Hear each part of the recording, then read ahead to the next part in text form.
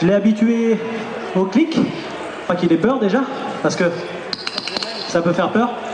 Une fois qu'il a été habitué à ce clic, je lui ai tout simplement, à chaque fois qu'il entendait un clic, il avait une petite récompense alimentaire qui lui montrait que le clic égale récompense. Ensuite, ce que je lui demande, c'est de faire une action, donc un comportement que je désire, que je veux qu'il fasse, et lorsqu'il le fait, au moment précis où il le fait, je clique. Et là, la récompense intervient dans les 2 secondes, 2 secondes et demie. C'est très rapide parce que tout simplement, le cheval a une mémoire de travail relativement courte, de l'ordre de quelques secondes. Donc si vous ne donnez pas la récompense au bon moment, le cheval ne va pas savoir pourquoi il a une récompense alimentaire, il ne va pas l'associer avec le comportement que vous attendiez.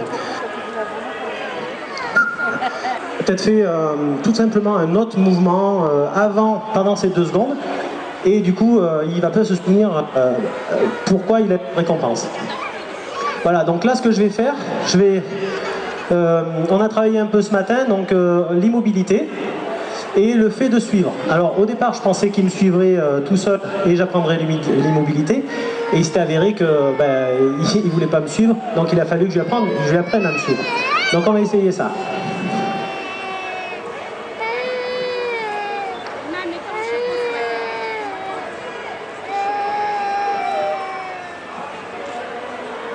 Donc je vais continuer à vous expliquer ce que fait Eric avec ce cheval, qui veut suivre sa propriétaire, il a bien raison.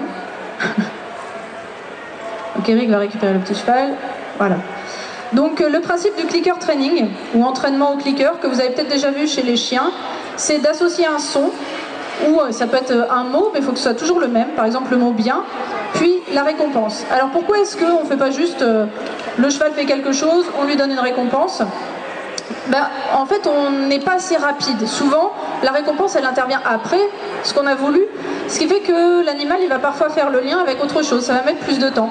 Là, l'avantage du clicker, c'est sa brièveté, son instantanéité, et on parle d'un marqueur. C'est un peu comme si on disait « Ah oui, là, c'est exactement ça que je veux », et tu vas avoir une récompense. Donc ça permet de travailler à distance et d'être très précis sur ce qu'on veut voir reproduit par la suite. Par exemple, quand je suis loin de mon cheval et qu'il fait quelque chose de super bien, je peux lui dire que c'est ça exactement à ce moment-là et que la récompense, il va l'avoir dans quelques secondes plus tard. Vous verrez au cours de cette séance qu'Eric va donner beaucoup de récompenses parce qu'il est au début d'un travail avec ce cheval. Donc au début, on est généreux, on paye beaucoup. Moi je dis qu'on paye les chevaux, après tout, nous on travaille bien, soit pour des bonnes notes à l'école, soit pour avoir un salaire, les chevaux ils peuvent aussi être payés, donc là, moi je dis qu'on paye le cheval. Donc on le paye beaucoup au début, et il comprend les règles de cet apprentissage, et petit à petit on va pouvoir espacer la fréquence à laquelle on va donner les récompenses. Alors vous entendrez Eric qui parle de renforcement positif. On parle de renforcement positif dans le sens où c'est une addition, on ajoute une récompense. Le renforcement négatif, qui est un autre outil d'apprentissage qu'on utilise beaucoup avec les chevaux, les chiens, c'est on enlève quelque chose négatif dans le sens d'une soustraction, comme les mathématiques, plus et moins. Donc là, Eric a mis en place un code gestuel qui est, avec la main, je te fais signe. Au départ, le cheval ne sait pas ce que ça veut dire, mais il voit que quand il bouge pas ses pieds, Eric clique et donne une récompense. Donc après, il fait l'association entre le fait de rester immobile et ce geste que Eric va, on dit, renforcer. Renforcer, ça veut dire je te donne une récompense, donc tu as plus souvent encore envie de rester immobile.